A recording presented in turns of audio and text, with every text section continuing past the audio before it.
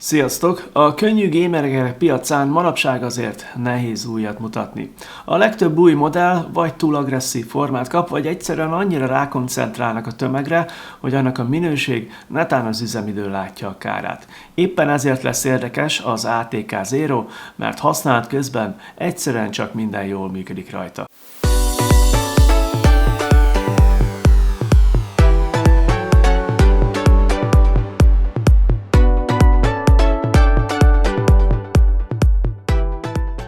A Zero az ATK egy speciális egere, és ez már rögtön a csomagolásnál is egyértelművé vált. A doboz körbefogó szalag egy új elem, bár az All for Gaming felirat már ismerős lehet a márkától.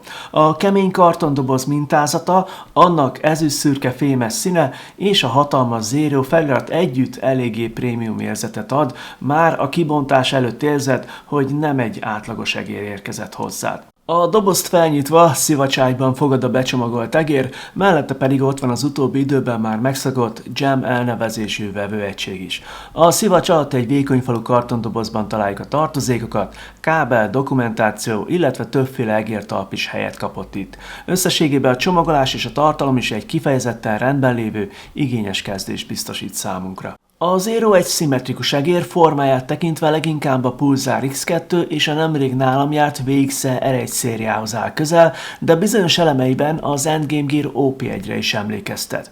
Enyhén hátrafelé emelkedő háta van, ami karmos és újbegyes fogáshoz is jó lehet. Az oldalfalai viszonylag neutrálisak, így hosszabb használat során sem kényszerít rá egy konkrét fogásra, inkább természetes kéztartást enged. Kézbe véve ezt az egeret kifejezetten masszív érzetet ad, nem fog nyekeregni vagy recsegni, és a súlya is meglepően alacsony.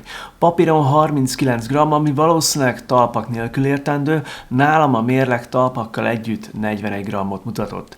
Méretben a közepes kategóriát erősíti, 120 mm hosszú, 63 mm a legnagyobb szélessége, a magassága pedig 38 mm. Ez összességében egy kompakt, de nem extrém alacsony forma. Ez az egér is megkapta az egyik kedvenc bevonatomat, az ATK féle Nano Coating felületet. Ez egy nagyon sima tapintású borítás, ami a kéz melegére jól tapad, így hosszabb használat közben is stabil fogást ad. Itthon jelenleg fehér, fekete, coral pink és a nálam látható pearl blue színekben érhető el. A gyártónál azonban létezik Frosted White és Purple verzió is, amelyek enyhén áttetsző házat kaptak. Ezek egyelőre még nem jutottak el a hazai piacra, mert jelenleg készlethiány van belőlük az ATK-nál, de remélhetőleg később nálunk is megjelennek. A Zero belsejébe ismerős hardware dolgozik, a szenzor szerepét a Pixartpro 3950 tölti be, míg az MCU egy Nordic 54L15 lett. Létezik egy erősebb Zero változat is, X-Train néven, ami már az 54H20-as MCU-t használja. Ez papíron egy minimálisan jobb teljesítményt jelent, cserébe viszont az aksi üzemidő érezhetően gyengébb lesz. Én személy szerint ezért továbbra is az 54L15-ös verziókat preferálom, mert a gyakorlatban nagyon kevés előnyt kapsz a komolyabb fogyasztásért cserébe a másik MCU esetében. A főgombok alatt ezúttal is az ATK saját optikai kapcsolói dolgoznak. A kattintásnál van egy minimális pretravel, de használat közben ez egyáltalán nem lesz zavaró. A hangjuk jól hallható, viszont nem vízhangos vagy kellemetlen karakterű, inkább egy tompább, kontrollált kattintást kapunk.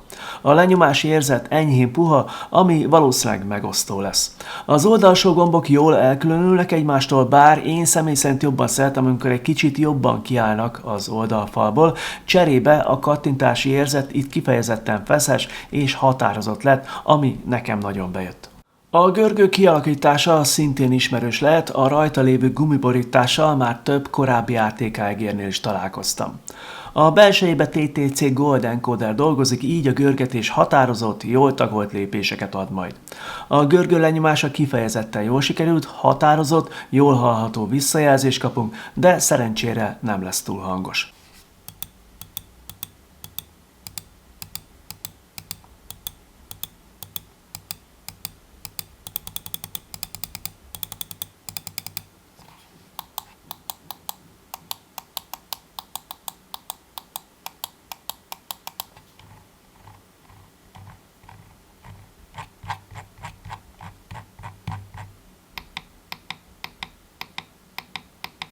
A Zero természetesen vezetékesen is használható, ehhez egy fekete szögborítású kábelt kapunk, a kábel enyhén merev, ezért játék közben valószínűleg kevesen fogják aktívan használni, inkább töltésre lesz praktikus.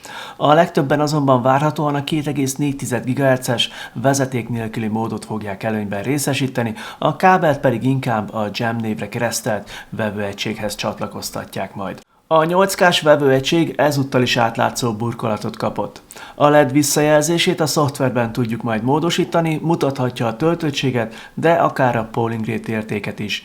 Én személy szerint az utóbbit szoktam használni, mert így jobban látom az egér valós működését játék közben. A 300 mAh akkumulátor az 54L15-ös MCU-val kombinálva papíron akár 200 órás üzemidőt is tud, szóval nem fog egykönnyen lemerülni a Zero ezen változata. A DPI értékről külön visszajelzést kapunk az egér orrészén lévő LED fénye által. Az egér alja olyan nagyon nagy meglepetéseket nem fog tartogatni, egy be- és kikapcsoló gombot találunk összvisz-itt. Mivel ez egy kifejezetten játékra szánt egér, Bluetooth kapcsolatot itt ne keressen senki. Hiányzik a baloldali DPI váltógomb is, ami egyeseknek lehet, hogy kényelmetlen lesz, mások viszont egyáltalán nem fogják azt keresni. A talpak a megszokott ATK minőséget hozzák, jól csúsznak szövet és üvegfelületen is, és a dobozban egy pótkészletet is találunk. Emellett 8 darab ponttalp is jár hozzá, így aki szeret különböző csúszási érzetekkel kísérletezni, annak erre is lesz itt most ezúttal lehetősége. A Zero beállításához ezúttal is elérhető a szokásos letölthető alkalmazás, illetve a webes felület is, amihez elég egy Chromium alapú böngésző. A szoftverben a DPI, a LOD és a polling rate érték is állítható, emellett makrok kezelésére is van lehetőség, sőt még olyan finom hangolások is elérhetőek, mint a szenzorszög korrekciója. Összességében ez a szoftver adja az egér igazi erejét, ezért érdemes vele egy kicsit részletesebben is foglalkozni. Ezt az egeret ezúttal a JTC nagykereskedéstől kaptam meg tesztelésre. A Zero az ország számos boltjában elérhető, ezért a vásárlás előtt érdemes alaposan körülnézni, mert az árak helyenként eltérhetnek. Összességében a Zero egy nagyon jó egér lett, ami használat közben több ponton is túl teljesítette a várakozásaimat, és tudjátok jól, hogy bár nem ez a forma a kedvencem, ettől függetlenül nagyon jó volt ezt az egeret használnom. A videó felvételeinek megkezdése előtt egy órával kaptam az ATK-tól egy levelet, amiben arra gondoltak, hogy mi lenne, ha egy egerüket én letesztelném. Ez ugye nektek is köszönhető annak, hogy megvan az 5000 feliratkozó, jönnek a nagyobb cégek, és én ennek megmondom őszintén, hogy nagyon örülök, és ezért még egyszer nagyon hálás vagyok. Természetesen azt az egeret, amit most még nem akarok leszpoilerezni, hogy melyik lesz, és az ATK-tól kapom, szeretném majd köztetek kisorsolni. Köszönöm még egyszer nektek. Remélem, hogy tetszett ez a videó. Ha igen, akkor találkozunk legközelebb is. Sziasztok!